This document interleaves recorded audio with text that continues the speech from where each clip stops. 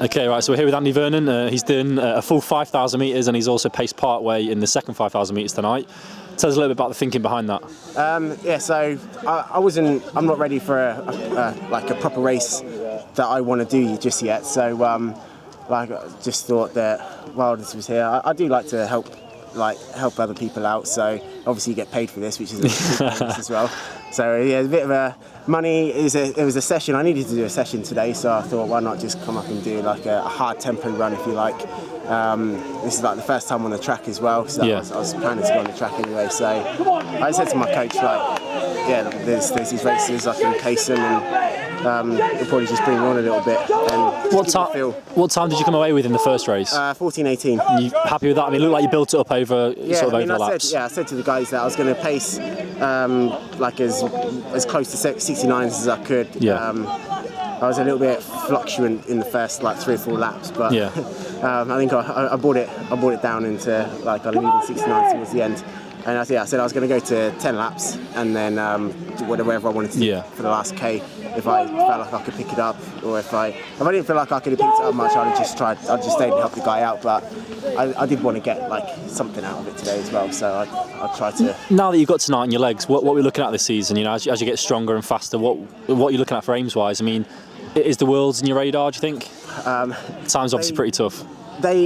It is, yeah. I'd be lying if I was to say that I'm not aiming for that. Yeah. I am aiming for that, but tonight I ran 14:18, and it felt hard enough. We've got to take over a minute off that to get the qualifying time. But I mean, week on week, my mileage is building up every week. My sessions are getting longer, a bit more intense as well, and even just the past couple of weeks, I did the same session twice on a Tuesday, and just from one week to the next, I felt so much better. Really? From 1 week, yeah. I felt like I'd come on about 3 weeks of 3 weeks of fitness, if you like. Okay. It just felt so much easier, and I was running faster and actually putting less effort in. I had to hold myself back on the first one because it felt so good. So now, week on week, I am getting fitter and fitter. And have you had a lot of consistency then? Because I think last time I saw you was at the Inter-Counties Cross. I mean, between then and now, have you had all the training you want to do? Have you had a few problems? I can't. No, I haven't really had any problems. But in the first March was pretty. I really messed myself up doing. I didn't. Well, yeah, I did.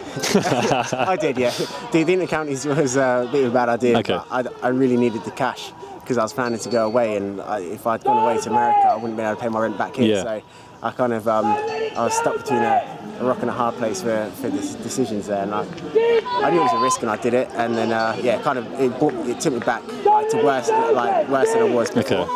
And it just took me the whole of March pretty much to get back to where I could run with no pain, and then I just built it. I went right back to square one and built it up, and it took me a good kind of month and a half, I suppose, to get back to doing some sort of sessions, and I've been doing sessions for about 3 weeks, 3 or 4 weeks. Awesome. Now. So when are you looking at when do you want to get the spikes on, and when do you actually want to get out there and run as hard as you can from the start? We've penciled in the 5K at Gothenburg on the 15th of June. Okay. So it's just under a month away. So I've got pretty much 4 full weeks to prepare for that now. And that's a 5, is it? That's a 5K. Okay. I think last year it was running about 13:28. So okay, you'll get a good solid race for my first race. Yeah, it won't be like.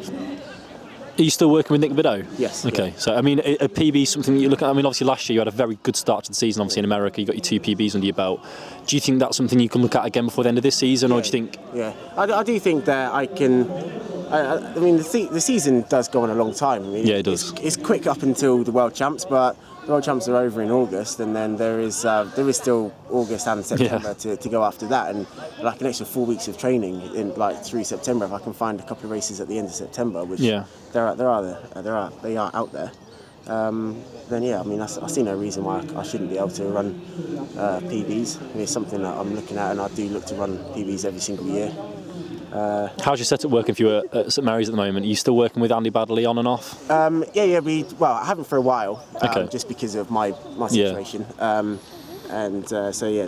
been doing kind of sessions on my own recently, but I look to probably join back in with them for a few weeks, and my group comes over So like with my coach. Of course, yeah. Australians coming over. So early June they'll be back. So Perfect. yeah, it's not too far now. It's not too long until. Well, yeah, it's a couple of weeks. So we'll be here in a couple of weeks. Yeah. Brilliant. Okay, well, best luck for the rest of the season, Andy. Thank you. Cheers, mate.